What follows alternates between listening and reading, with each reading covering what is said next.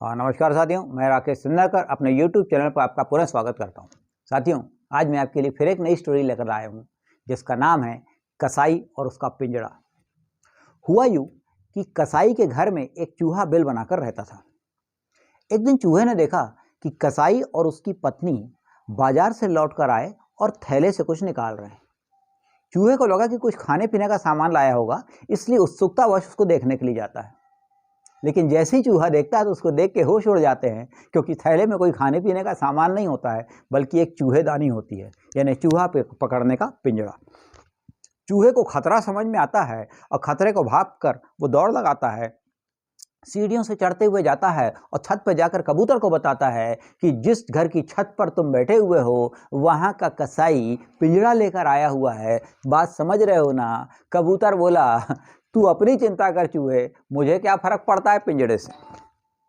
चूहे को रहा नहीं गया, फौरन गली में गया। गली में जाकर मुर्गे को बताया कि जिस गली में तुम रह रहे हो वहाँ का कसाई पिंजड़ा लेकर आया है। मुर्गे ने भी उसका मजाक उड़ाया। उसने बोला कि मुझे क्या फर्क पड़ता है उस चूहेदानी से, वो पिंजड़े से। चूहे को फिर भी रहा नहीं गया, वो बाड़े में गया, एक बकरे को बताया कि ये पिंजड़ा, चूहे का पकड़ने का पिंजड़ा आ गया है। बकरे ने खूब जम के ठहाका लगाया, बोला, चूहे तू अपनी चिंता कर, अरे मेरा साइज देख रहा है, मैं चाहूँ ना तो वो पिंजड़े को अपने मुंह में दबा के कहीं भी ले जा सकता हूँ। चूहा को समझ में नहीं आ रहा था कि मैं क्या करूं। उसी दिन रात में चूहेदानी पे ठक सी आवाज होती है।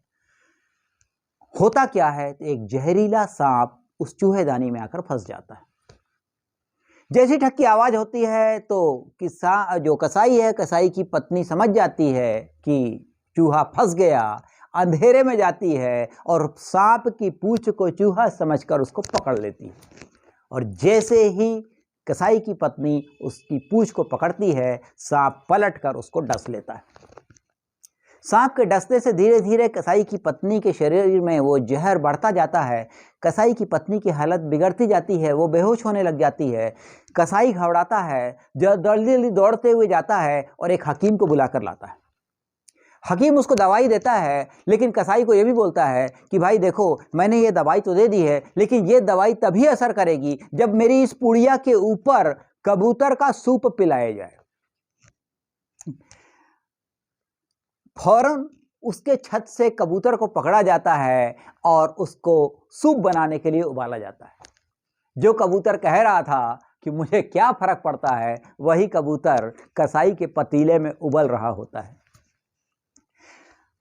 कसाई के रिश्तेदारों को पता चलता है कि इस प्रकार की घटना हो गई है कसाई के घर में, तो उसके रिश्तेदार वहां पर आते हैं, उसके घर में आते हैं। अब इतने लोगों के लिए खाना बनाने के लिए आवश्यकता होती है। उसी मुर्गे को, उसके गली का मुर्गा जिसको बताया गया था, उसी मुर्गे को काटा जाता है और उनको खाना खिलाया जाता है। धीरे धीरे हकीम की दी हुई दवाई और कबूतर का सूप असर करने लगता है। धीरे धीरे कसाई की पत्नी ठीक होने लगती है और एक दिन ऐसा आता है जब कसाई की पत्नी पूर्णतः स्वस्थ हो जाती है। तब उसके रिश्तेदार और दोस्त भाई कसाई को बोलते हैं कि भाई तुम्हारी पत्नी मौत के मुंह से निकल कर आई है, इस खुशी में तो एक अच्छी पार्टी होनी चाहिए, बढ़िया दावत होनी चाहिए।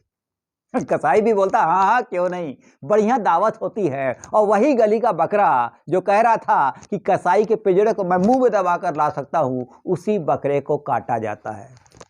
अब आप कह रहे होंगे कि कसाई की पत्नी ठीक हो गई है, मुझे क्यों बता रहे हो? तो आपको इसलिए बता रहा हूं कि अब भविष्य में यदि कोई आपके पास में आए और अपनी समस्या बताए, तो ये कहने के पहले कि ये केवल तुम्हारी प्रॉब्लम है, एक बार सोचना, चिंतन करना।